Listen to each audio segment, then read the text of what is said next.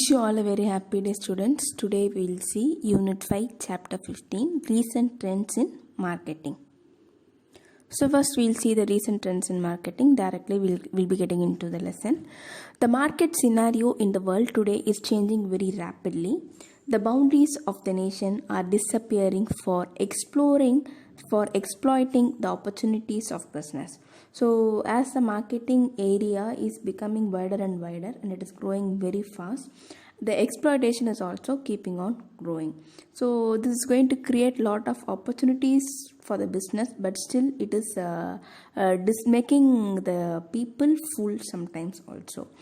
Today's customers are the global and exhibit international characteristics. So without customer, no market is going to be existing.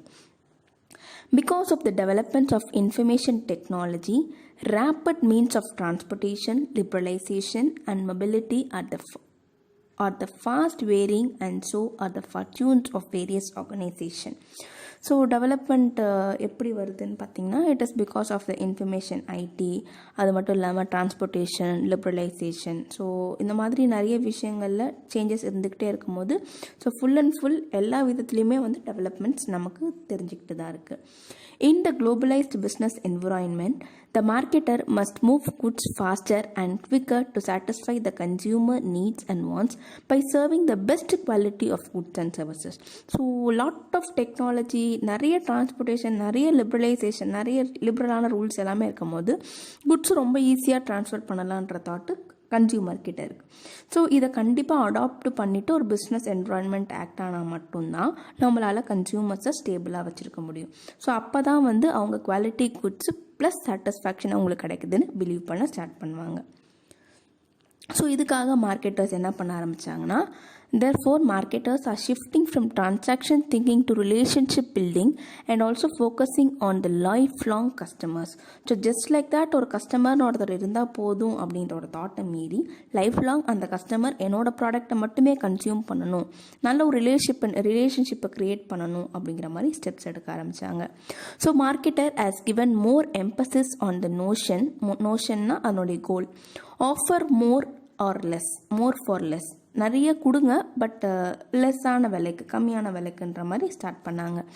And adapt different strategies to satisfy the consumers. So ஒரு கன்சியூமரை satisfy பண்ணுறதுக்கு என்னென்னலாம் புதுசாக டெக்னாலஜிஸோ டெக்னிக்ஸோ கொண்டுட்டு வர முடியுமோ அது எல்லாத்தையுமே இவங்க கொண்டுட்டு வர ஆரம்பித்தாங்க. It is possible to carry out all the business transactions over an electronic network primarily through the internet. So business டிரான்சாக்ஷன்ஸை வந்து எலக்ட்ரானிக் மூலியமாக கொண்டுட்டு வரது, அதுவும் பை த மீன்ஸ் ஆஃப் இன்டர்நெட்ன்றது ரொம்ப ஈஸியான ஒரு விஷயமாகவே இங்கே அமைஞ்சிச்சு. The number of internet users is increasing very rapidly. So இப்போ இருக்க சுச்சுவேஷனை கம்பேர் பண்ணும்போது மேபி ஒரு 9 months பிஃபோர் அப்போ பார்த்தாலும் இன்க்ரீசிங் ரேட்டில் தான் இன்டர்நெட்டோட யூசேஜ் இருந்துச்சு. இப்போ டு த பீக் இருந்துகிட்டு இருக்கு. So they use a variety of tools like computers, laptops, tablet and smart or Android phone devices to access the different website. So நிறைய வெப்சைட் எல்லாத்தையும் இவங்க ஆக்சஸ் பண்ணுறதுக்காக கொஞ்சம் கொஞ்சமாக இன்டர்நெட் யூசேஜ் வந்து அதிகமாகிட்டே இருந்துச்சு. So besides the social media networks have open new avenues of interacting with the customers. People across the world, their buying habits are also changing. So when they can easily get a product, so கொஞ்சம் கொஞ்சமாக adapt பண்ணிவிட்டு change பண்ணிகிட்டே வர ஆரம்பிச்சிட்டாங்க. Now we'll see the trends in marketing. So trends in marketingல நம்ம பார்க்க போகிறது e-commerce, e-commerce versus e-business. So அதனுடைய கம்பேரிசன் தான் பார்க்க போகிறோம். ஸோ இது ரெண்டுமே வந்து ஒரு இன்டர்சேஞ்சபிள் கான்செப்டாக தான் யூஸ் பண்ணிக்கிற வேர்ட். இ-பிஸ்னஸை காமர்ஸ்ன்னு சொல்லுவோம், இ-காமர்ஸ் இ-பிஸ்னஸ் சொல்கிறது ஒரு இன்டர்சேஞ்சபிளாக தான் நம்ம யூஸ் பண்ணிகிட்ருக்கோம். It is well known that a business is a branch of commerce. It looks after the distribution aspect of the business and also is concerned with the exchange of goods and services. So நார்மலாக business வந்து காமர்ஸோடைய branch தான். So ஒரு பிஸ்னஸ்ன்றது என்ன, it is concern with exchange of goods and services. So goods and சர்வீஸை exchange பண்ணுறது தான் பிஸ்னஸ். ஸோ இப்போ இந்த பிஸ்னஸ் ஆக்டிவிட்டியுமே கூட என்ன பண்ண ஆரம்பிச்சிட்டோம், through internet or other online environments மூலிமா நம்ம பண்ணுறதுனால அதை நம்ம இ-காமர்ஸ்ன்னு சொல்கிறோம். ஓகேவா? ஸோ இதுதான் வந்து e-commerce. or sometimes it is also called as electronic commerce. And next comes the e-business. So நம்ம ஆல்ரெடி பார்த்த மாதிரி business is a branch of காமர்ஸ்ன்னு பார்த்தோம். ஓகேவா? ஸோ பிஸ்னஸ் அதை பார்க்கும்போது business is a branch of commerce. காமர்ஸில் ஒரு பாட்டு தான் பிஸ்னஸ். அப்போ எது பெருசுன்னு பார்க்குறோன்னா காமர்ஸ் தான் பெருசு, பிஸ்னஸ்ன்றது கொஞ்சம் சின்ன லெவலில் இருக்கும் அப்படின்ட்டு மீன் பண்ணலாம். பட் ரெண்டுமே இன்டர்சேஞ்சபிளாக யூஸ் பண்ணக்கூடிய வேர்ட்ஸ் தான். The regular production or purchase and the sale of goods undertaken with an objective of earning profit and acquiring wealth through the satisfaction of the human want is known as business. So ஒரு ஹியூமனுக்கு தேவைப்படுற மாதிரி அவங்களுடைய வெல்த்தை create பண்ணுற மாதிரி at the same time business people எல்லாம் profit earn பண்ணுற மாதிரி இருக்கக்கூடிய விஷயங்களை நம்ம பிஸ்னஸ்ன்னு சொல்கிறோம். ஸோ இப்போ இந்த பிஸ்னஸ் தான் வந்து நம்ம எது மூலியமாக பண்ண போகிறோம். ஸோ நார்மலாக ஃபிசிக்கல் மோட் ஆஃப் டிரான்ஸ்போர்ட், ஃபிசிக்கலாக நம்ம குட்ஸை ட்ரான்ஸ்ஃபர் பண்ணிவிட்டு அந்த மோட் இல்லாமல் நம்ம ஒரு டிஃப்ரெண்ட் மோடை அக்செப்ட் பண்ணிக்கிட்டோம். அதாவது த்ரூ எலக்ட்ரானிக் பிஸ்னஸ் சொல்கிறோம். அதாவது எது கூட through web, through internet, through intranets, through எக்ஸ்ட்ராநெட்ஸ்ன்னு சொல்லிட்டு இந்த மாதிரி வேரியஸ் கம்யூனிகேஷனை ஆன்லைன் பிளாட்ஃபார்மில் பிஸ்னஸை கொடுக்க ஆரம்பிச்சிட்டோம். ஸோ இதுதான் வந்து நம்ம என்னன்னு சொல்கிறோன்னா இ-பிஸ்னஸ்ன்னு சொல்கிறோம். Now let us see the comparison of e-commerce and e-business. E-commerce simply refers to the buying and selling of products and services through online, but e-business goes away beyond the simple buying and selling. So இ-காமர்ஸை பொறுத்த வரைக்கும் simply buying and selling of product through இன்டர்நெட்னு சொல்லிட்டாங்க, through ஆன்லைன்னு. But இ-பிஸ்னஸ்ன்றது என்னன்னா which cos away beyond, அதை விட கொஞ்சம் அதிகமாக போய் என்ன பண்ண ஆரம்பிச்சிட்டாங்க. So full and full business activities எல்லாமே வந்து ஆன்லைன்லேயே பண்ணுற மாதிரி இருக்கும். Such as supply chain management, electronic ordering, அதை ப்ராசஸ் பண்ணுறது, கஸ்டமர் ரிலேஷன்ஷிப் எல்லாமே வந்து பார்த்திங்கன்னா ஆன்லைன் பேசிஸ்லேயே இருக்கும். ஸோ அப்போ இ-காமர்ஸை கம்பேர் பண்ணும்போது இ-பிஸ்னஸ் தான் வந்து டாப் லெவலில் ஹையரார்க்கியில் இருக்குன்னு சொல்லலாம். E-commerce and e-business is used interchangeably. Its broader meaning just as commerce and business. So commerce business ரெண்டுமே ஒன்று தான். ஸோ அதே மாதிரி தான் e-commerce and e-business இன்டர்சேஞ்சபிளாக யூஸ் பண்ணிக்கிறாங்க. நெக்ஸ்ட் நம்ம பார்க்க போகிறது the meaning of e-marketing. So marketing எப்படி பிஸ்னஸ்ஸு வந்து ஆன்லைனில் பண்ணோன்னா ஆன்லைன் பிஸ்னஸ் சொன்னோம், அதே மாதிரி மார்க்கெட்டிங்கை ஆன்லைன் மூலிமா பண்ணும்போது இ-மார்க்கெட்டிங் சொல்கிறோம். So electronic marketing or e-marketing is the process of marketing of products and services over internet and telecommunication networks. So internet மூலியமாகவோ இல்லை டெலிகம்யூனிகேஷன் நெட்ஒர்க்ஸ் மூலியமாகவோ நம்ம ஒரு ப்ராடக்டை மார்க்கெட் பண்ணுறோம் அப்படின்னா அதுதான் இ-மார்க்கெட்டிங். இன் சிம்பிள் டேர்ம்ஸில் சொல்லணும்னா marketing strategies and techniques which are utilise to access target customers through online mode. So நம்ம ஃபிசிக்கலாக போயிட்டு ஒரு ப்ராடக்டை டெமோ பண்ணோம், இல்லை எக்ஸிபிட் பண்ணோம், ஒரு ப்ராடக்டை சாம்பிளாக கொடுத்தோம், இது எல்லாத்தையும் மீறி நம்ம ஆன்லைனில் இதை பண்ணுறோம். நம்ம கஸ்டமர்ஸை டார்கெட் பண்ண போகிறோன்னா அந்த பர்டிகுலர் மோடு ஆன்லைனில் பண்ணும்போது நம்ம அது இ-மார்க்கெட்டிங்னு ரெஃபர் பண்ணுறோம். E-marketing includes the use of internet for all the activities of advertising, promotion, publicity, channel of distribution, marketing research. எதுக்காக அப்படின்னா to find out the customer needs. So இது ஆன்லைனில் பண்ணுறோம். ஸோ நார்மல் ஃபிசிக்கல் கான்டாக்ட் இருந்துச்சுன்னா people கிட்ட போயிட்டு அவங்களுடைய wants needs எல்லாத்தையும் நம்மளால் கலெக்ட் பண்ண முடியும். இப்போ நம்ம பண்ண போகிறது எல்லாமே ஆன்லைனில் தான். ஸோ நம்மளுடைய அட்வர்டைஸ்மெண்ட்டோடைய ரேட் எவ்வளோ இருக்குது, எத்தனை பேர் வாட்ச் பண்ணுறாங்க, நம்மளுடைய ப்ரொமோஷன் பற்றின இன்ஃபர்மேஷன்ஸ் வெளியில் தெரியுதா, நம்ம எந்த பேஸில் டிஸ்ட்ரிபியூட் பண்ணுறோம், அப்புறம் நம்மளுடைய மார்க்கெட்டிங் ரிசர்ச், இது எல்லாமே வந்து ஆன்லைன்லேயே ஃபுல் அண்ட் ஃபுல் கன்சிடர் பண்ண ஆரம்பிச்சிருவாங்க. So they prepare some web pages இருக்குது, சில கொஷினர் பேஜஸ் இருக்குது.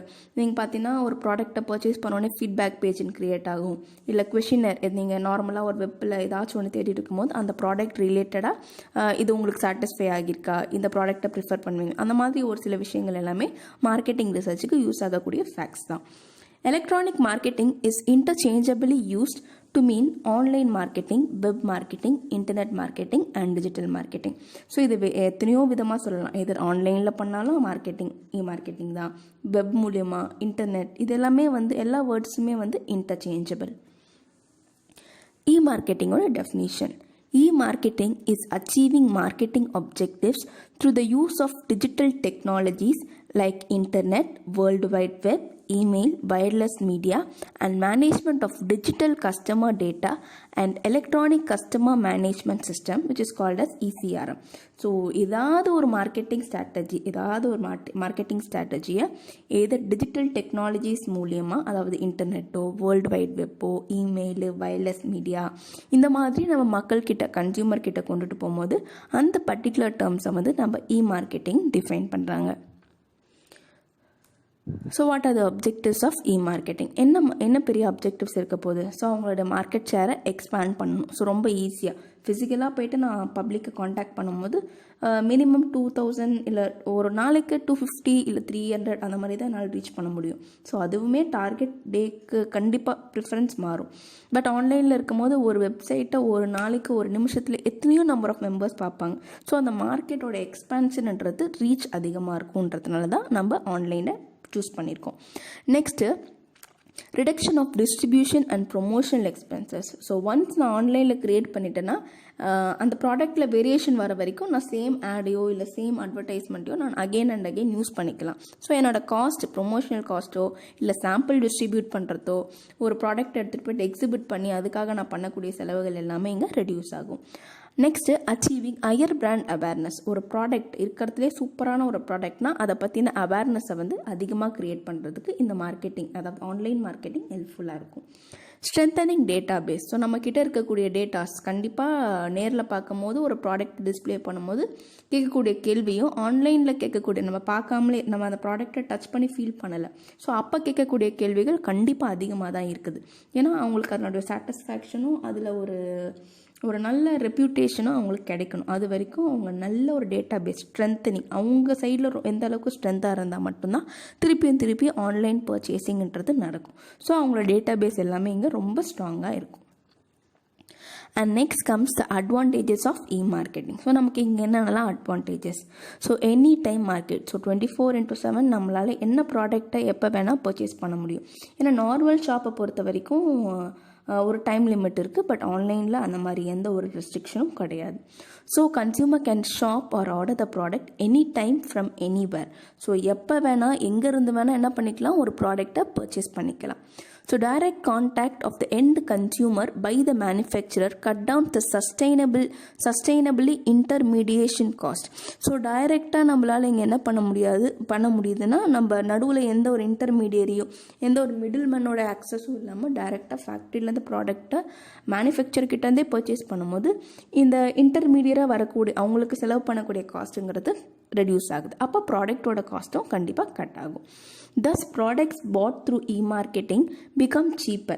ஸோ ரொம்ப ஈஸியாக கம்மியான ஆஃபரில் ப்ராடக்ட் கிடச்சிட்டே இருக்குது. ரொம்ப சீப்பராக ஆகிட்டே கூட இருக்குது. Customer can buy whatever they want need just by browsing the various sites. So நிறைய வெப்சைட்ஸ் இருக்குது. அது காஸ்மெட்டிக்ஸோ இல்லை கிச்சன் ஐட்டம்ஸோ இல்லை மென் நீட்ஸோ எதுவாக இருந்தாலும் ரொம்ப ஈஸியாக வேரியஸ் வெப்சைட்ஸை பார்த்து நம்மளால் அந்த ப்ராடக்டை ஆன்லைனில் ரெஜிஸ்டர் பண்ணிவிட்டு பர்ச்சேஸ் பண்ண முடியுது. ஸோ இதெல்லாம் தான் அட்வான்டேஜஸ் ஆஃப் இ-மார்க்கெட்டிங். நெக்ஸ்ட் நம்ம பார்க்க போகிறது என்னென்னா டிஸ்அட்வான்டேஜஸ் ஆஃப் இ-மார்க்கெட்டிங் பார்க்க போகிறோம். ஸோ ஃபஸ்ட்டு டிஸ்அட்வான்டேஜ் எதுன்னு பார்த்தீங்கன்னா ஹை காஸ்ட். ஸோ இ-மார்க்கெட்டிங்கை பொறுத்த வரைக்கும் காஸ்ட் அதிகமாக தான் இருக்குது. ஏன்னா நீங்கள் ஒரு ப்ராடக்டை பார்க்கும்போது கம்பேரிசன்றது இங்கே கம்மியாக இருக்கிறதுனால ரொம்ப ஈஸியாக அவங்க கொடுக்கும் போதே ப்ராடக்டோடைய ப்ரைஸ் அதிகமாக வெளிப்படுத்திட்டு கீழே என்ன பண்ணியிருப்பாங்க, ஜஸ்ட் ஆஃபர் 25% ஆஃபர்னு சொல்லிட்டு அந்த ப்ராடக்டோட ரியல் ப்ரைஸை கொடுக்கறதுக்கான சான்சஸ் நிறையா இருக்குது. ஸோ இதெல்லாம் ஆன்லைனில் பண்ணும்போது அவங்க நிறைய மணி கூட ஸ்பெண்ட் பண்ணியிருப்பாங்க. ஸோ அந்த காஸ்ட் எல்லாமே எதில் ஆட் ஆகும்னு பார்த்தீங்கன்னா ப்ராடக்டில் தான் ஆட் ஆகும். ஸோ இது நமக்கு ஒரு பெரிய டிஸ்அட்வான்டேஜ் தான். Next the cost of the website design, software, hardware, maintenance of business site, online distribution cost and invested time, இதெல்லாமே எல்லாமே ஃப்ரீ ஆஃப் காஸ்ட் கிடையாது. கண்டிப்பாக நம்ம இது எல்லாத்துக்குமே ஏதோ ஒரு சர்வீஸ் ப்ரொவைடருக்கு நம்ம மணி பே பண்ணிட்டு தான் இருக்க போகிறாங்க. இப்போ நிறைய ப்ராடக்ட்ஸ்லாம் பார்த்திங்கன்னா ஃபிசிக்கல் மார்க்கெட்டில் இல்லவே இல்லை. பட் யூ கேன் சி அதை ஆன்லைனில் மட்டும்தான் அந்த ப்ராடக்ட்ஸ் அவைலபிளாக இருக்குது.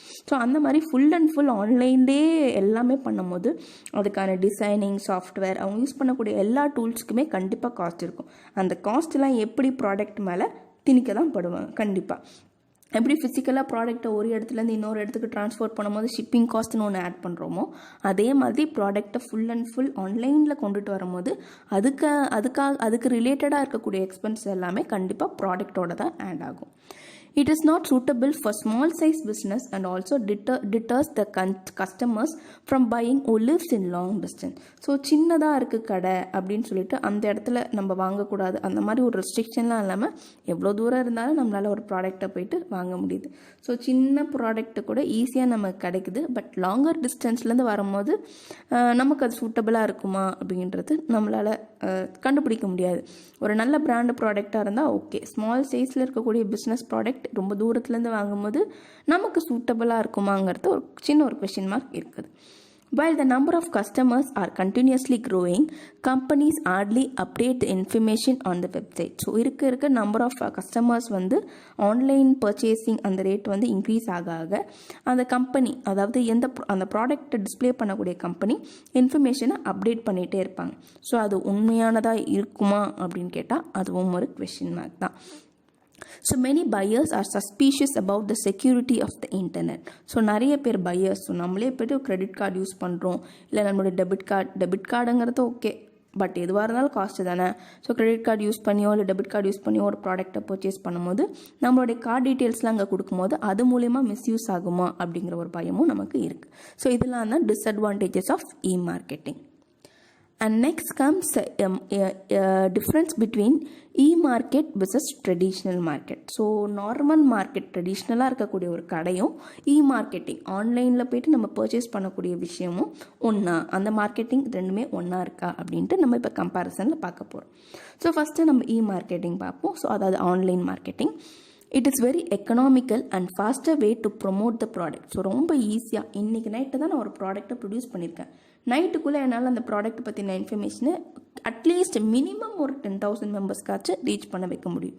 ஸோ அதனுடைய எக்கனாமிக் வே பார்த்திங்கன்னா ரொம்ப ஃபாஸ்டராக இருக்க போகுது. ஆனால் ட்ரெடிஷ்னல் மார்க்கெட்டிங்கில் அந்த மாதிரி கிடையாது. It is very expensive and tax more time to promote a product. ஒரு ப்ராடக்ட்டில் நான் விற்க போகிறேன்னா நான் என்ன பண்ணணும், நார்மலாக ஒரு சின்ன கடையில் ஒரு புதுசாக மாவு பேக்கெட் ஒன்று புதுசாக ஒருத்தவங்க போடுறாங்க அப்படின்னா நம்ம அதை டிஸ்பிளே பண்ணணும், இங்கே மாவு கிடைக்கும்னு சொல்லிட்டு போர்டு போடணும், அதனுடைய விலை இவ்வளோ தான், இந்த டைம்லேருந்து இந்த டைம் தான் கிடைக்கும் அப்படின்ட்டு நிறைய இன்ஃபர்மேஷன் கொடுக்கணும். ஸோ அதை 10 பேர் ஒரு நாளைக்கு 10 பேர் பார்த்தாலே பெரிய விஷயம். ஸோ அதுக்கு அதிகமாக ஸ்பெண்ட் பண்ணணும். At the same time promotion டைமும் அதிகமாக இருக்கும். நெக்ஸ்ட் பாயிண்ட் பார்த்தீங்கன்னா it is quite easier for promoting products globally in short time. So short டைமில் ப்ராடக்ட்டை ரொம்ப ஈஸியாக கஸ்டமர்ஸ் கிட்ட அட்லீஸ்ட் அவைலபிலிட்டியாச்சும் காட்ட முடியும். ஆனால் ட்ரெடிஷ்னல் மார்க்கெட்டில் அப்படி பண்ண முடியாது. அது நார்மலாகவே டைம் கன்சியூமிங் தான். ப்ளஸ் அதுக்கு கொஞ்சம் நான் ஸ்பெண்ட் பண்ணுற மாதிரி ஒரு சுச்சுவேஷன் எனக்கு வந்துடும். Next e-business enterprises can expand their operation with minimum manpower. So மேன்பவரோடைய நீடு இங்கே வந்து பார்த்திங்கன்னா ரொம்ப கம்மி. ஒன்ஸ் ப்ராடக்டோட ப்ரொடக்ஷன் எல்லாம் முடிஞ்சு டிஸ்ட்ரிபியூஷன் ப்ராசஸ், அதாவது மார்க்கெட்டிங் ப்ராசஸ் எல்லாம் முடிஞ்சிச்சுன்னா ஸோ இது ஆன்லைன் ப்ரொமோஷன்றது ரொம்ப கம்மியான மேன்பவர் வச்சே பண்ண முடியும். ஸோ நமக்கு இங்கே மேன்பவரோடைய நீட் தேவைப்படாது. ஆனால் ட்ரெடிஷ்னல் மார்க்கெட்டிங்கில் ஒரு ப்ராடக்டை பற்றி நான் வெளிப்படுத்தணும், டிஸ்ட்ரிபியூட் பண்ணால் 10 ஏரியாஸை செலக்ட் பண்ணி 10 பீப்புளை அங்கங்கே அனுப்பி ஸோ நான் இதுக்காக செலவு பண்ணக்கூடிய மேன் பவர்ன்றது ரொம்ப அதிகமாக இருக்கும். In e-marketing, this marketing product can be sold or brought 24/7 round the year with minimum manpower. So கம்மியான ஆட்களை வச்சு நாள் ஃபுல்லாக, அதாவது நிமிஷம் எந்த நிமிஷம் வேணால் என்னால் ஒரு ப்ராடக்ட்டை பர்ச்சேஸ் பண்ண முடியும். ஆனால் ட்ரெடிஷ்னல் மார்க்கெட்டிங்கில் நான் என்ன தான் என்கிட்ட நிறைய மேன் பவர் இருந்தாலும் it is not possible. Because time லிமிட்ன்றது ஒன்று இங்கே கண்டிப்பாக இருக்குது.